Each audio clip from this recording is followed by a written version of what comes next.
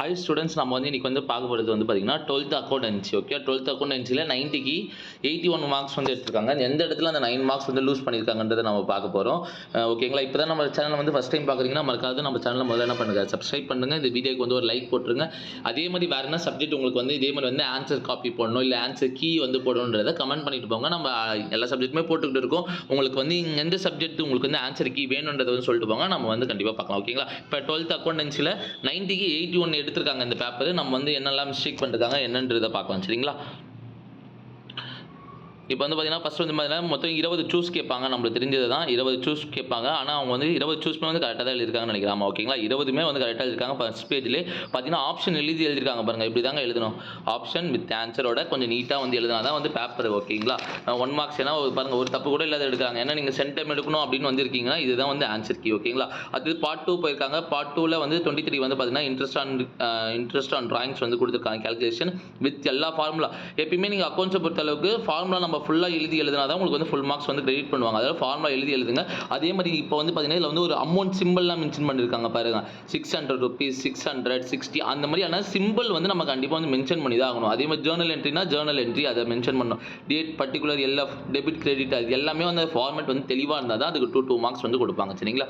அடுத்த சம் வந்து ஆவரேஜ் ப்ராஃபிட்டுமே பாருங்கள் ஃபார்முலா வந்து கரெக்டாக எழுதிருக்காங்க. ஃபார்முலா எழுதிட்டு அதுலேயுமே அமௌண்ட்டோட சிம்பிள் வந்து கரெக்டாக வந்து போட்டிருக்காங்க. சரிங்களா?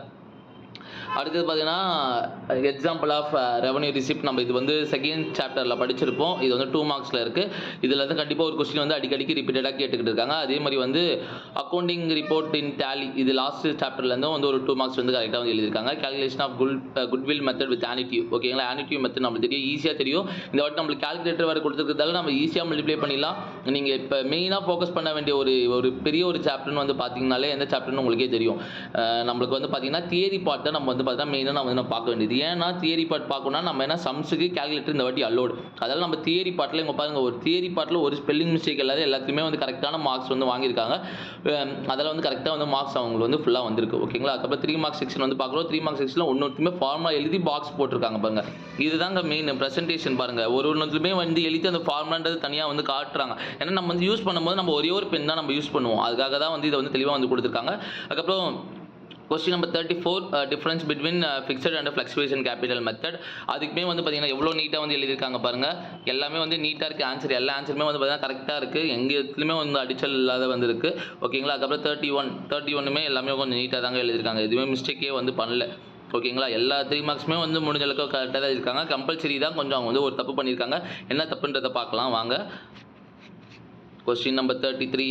ஓகே இது ஈஸியான sum. 2 marks sum, sorry 3 marks sum second சாப்டரில் வரும். கண்டிப்பாக கேட்பாங்க இந்த சம்மு. நீங்கள் ஒன்றும் இந்த சாப்டர் ஒன்றும் பார்க்கலன்னா செகண்ட் சாப்டரில் வந்து இப்போயே வந்து நான் வந்து ஒரு இம்பார்ட்டன்ட் சொல்கிறேன் பாருங்கள்.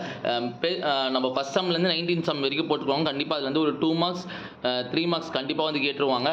அது போக சில டைம் நம்ம 5 மார்க்ஸுமே வந்து நம்ம எதிர்பார்க்கலாம். சரிங்களா? இப்போ அதில் வந்து அவங்க வந்து பாருங்கள், இப்போ 40வது கொஸ்டின் கம்பல்சரி கொஸ்டினில் மெயினாக வந்து தப்பு பண்ணியிருக்காங்க. ஓகேவா?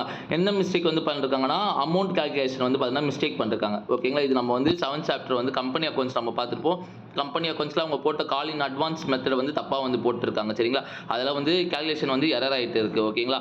மெயினாக கம்பல்சரியில் பாருங்கள் போய் பெரிய ஒரு தப்பாக வந்து பண்ணிருக்காங்க. ஓகேங்களா? கம்பல்சரியில் எப்பவுமே தப்பே பண்ணக்கூடாது. ஆனால் கம்பல்சரியில் என்ன பண்ணிருக்காங்க, தப்பு பண்ணிருக்காங்க. அதுக்கப்புறம் 5 மார்க் செக்ஷன் 5 மார்க்லேயே இவங்க பார்த்தீங்கன்னா 40வது கொஸ்டின், சாரி 40ல் வந்து பார்த்தோம் நம்ம. அதுக்கப்புறம் வந்து 43ல் வந்து ஒரு மிஸ்டேக்கும் 44ல் வந்து ஒரு மிஸ்டேக் வந்து பண்ணிருப்பாங்க பாருங்கள். நான் காட்டுறேன் பாருங்கள்.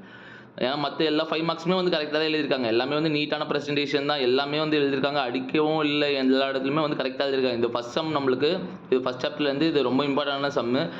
ஏன்னா நம்மளுக்கு தனித்தனியாக போட்டு இந்த statement of profit or loss போகிற சம் ரொம்ப இம்பார்ட்டன்ட் சம்மு. கண்டிப்பாக இந்த சம்ஸ் வந்து பார்த்துக்கோங்க. ஃபஸ்ட் சாப்டர்லையுமே 1 to 16 சம்ஸ் பார்த்துக்கிட்டிங்கன்னா அதுலேருந்தே ஒரு 5 மார்க், ஒரு 3 மார்க், ஒரு 2 மார்க் அட்டன் பண்ணிக்கலாம். சார் லாஸ்ட் 2 சம்ஸ் பார்க்கணுமான்னு கேட்டிங்கன்னா அது வந்து உங்களோட விஷ் தான். மோஸ்ட்லி அந்த சம்ஸ்லேருந்து கேட்குறாங்க. ஆனால் அந்த அளவுக்கு இல்லை, இம்பார்ட்டன்ட் இல்லை. அதெல்லாம் 1 to 16 சம்ஸ் வந்து ஃபஸ்ட் சாப்டரில் வந்து தெளிவாக வந்து பார்த்துக்கோங்க. ஓகேங்களா? அதில் வந்து எல்லா மெத்தடும் பார்க்கணும்னு இல்லை. அதில் ஒரு மெத்தட் நீங்கள் பார்த்தாலே போட்டுடலாம். ஓகேங்களா? ஈஸியாக தான் இருக்கும், போட்டுடலாம். அதுக்கப்புறம் 44 போட்டிருக்காங்க. ஓகே, இது வந்து 3rd சாப்டர்லேருந்து போட்டிருக்காங்க. கரெக்டாக தான் போட்டிருக்காங்க. எல்லாமே கேல்குலேஷன் எல்லாமே லாஸ்ட் பேஜ் யூஸ் பண்ணியிருக்கலாம் அவங்க ஆனால் வந்து பார்த்தீங்கன்னா இதே பேஜில் வந்து போட்டிருக்காங்க பாருங்கள். நிறைய கொஞ்சம் இந்த இடத்துல அடிச்சிருக்காங்க. அடிக்காத கொஞ்சம் எழுதியிருந்தால் கொஞ்சம் நல்லா இருந்திருக்குமோன்னு எனக்கு தோணுது. கேல்குலேஷன் வந்து லாஸ்ட் பேஜ் யூஸ் பண்ணிக்கலாம் நம்ம. ஓகேங்களா? அது இதை சொல்ல மாட்டாங்க. நம்ம வெறும் ரஃப் பேஜ், நம்ம ரஃப் காப்பின்னு வந்து போட்டு நம்ம எழுதிட்டு இருக்கலாம். ஓகேங்களா? முதல்ல பாருங்க, முதல்ல தெரிஞ்ச சம்ஸ் எல்லாத்தையுமே முதல்ல அட்டெண்ட் பண்ணிருக்காங்க. தெரியாத சம்ஸை வந்து லாஸ்ட்டாக வந்து போட்டிருக்காங்க. அதில் தான் வந்து மிஸ்டேக்கே பண்ணிருக்காங்க. இருங்க காட்டுறேன் அவங்க போட்ட லாஸ்ட் சம்ஸ். 43 ஓகேங்களா. 43ல் வந்து பாருங்கள் மிஸ்டேக் வந்து பண்ணியிருக்காங்க. ஓகேங்களா. ப்ராஃபிட் ஆர் அதான் ப்ராஃபிட்டில் வந்து பார்த்தீங்கன்னா ரேஷியோ கால்குலேஷன் வந்து பார்த்தீங்கன்னா மிஸ்டேக் பண்ணிருக்காங்க. ஓகேங்களா. அவங்க வந்து ரேஷியோ கால்குலேட் வந்து பண்ணும்போது அதை வந்து மிஸ்டேக் பண்ணிருக்காங்க. அதில் தான் வந்து அவங்களுக்கு வந்து ஒரு மார்க் வந்து போயிட்டு இருக்கு. ஓகேங்களா.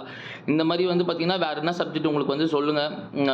வேறு எந்த சப்ஜெக்ட்லேருந்து போடணும். இப்போ 12th வந்து பார்த்தீங்கன்னா ஆல்ரெடி இங்கிலீஷில் போட்டாச்சு, தமிழும் போட்டிருக்கோம்.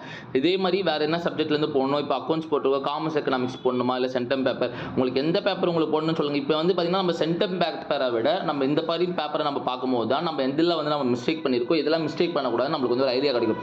90க்கு 81 எடுத்துக்காங்க. 9 மார்க்ஸில் போயிருக்கு.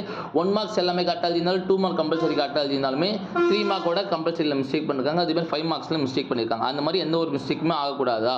ஓகேவா. நீங்கள் எல்லாமே சம்ஸ் மோஸ்ட்லி ப்ராக்டிஸ் பண்ணி பாருங்கள். எந்த ஒரு சம்மே பார்த்தா உங்களுக்கு தெரியாது, ப்ராக்டிஸ் பண்ணால் தான் நம்மளுக்கு புரியும். ஓகேங்களா. அதில் மோர் ப்ராக்டிஸ் சம்ஸ் என்ன பண்ணுங்கள், ப்ராக்டிஸ் பண்ணிக்கிட்டே இருங்க. அப்போ தான் வந்து உங்களுக்கு என்ன இருக்கும், உங்களுக்கு கரெக்டாக இருக்கும். ஓகேங்களா. இதே மாதிரி வந்து உங்களுக்கு நிறைய வீடியோ வேணால் நம்ம பேஜை மறக்காது என்ன பண்ணுங்க, சப்ஸ்கிரைப் பண்ணிக்கோங்க. இந்த வீடியோக்கு வந்து ஒரு லைக் பண்ணிக்கோங்க. உங்கள் ஃப்ரெண்ட்ஸுக்கு எல்லாருக்கும் ஷேர் பண்ணிக்கோங்க. நீங்கள் மட்டும் பார்க்காது உங்கள் ஃப்ரெண்ட்ஸுக்கு எல்லாருக்கும் ஷேர் பண்ணிக்கோங்க. மறக்காது நம்ம சேனல் சப்ஸ்கிரைப் பண்ணிக்கோங்க. இதே மாதிரி நம்ம இன்னொரு வீடியோவில் பார்க்கலாம். ஓகேங்களா. தேங்க்யூ.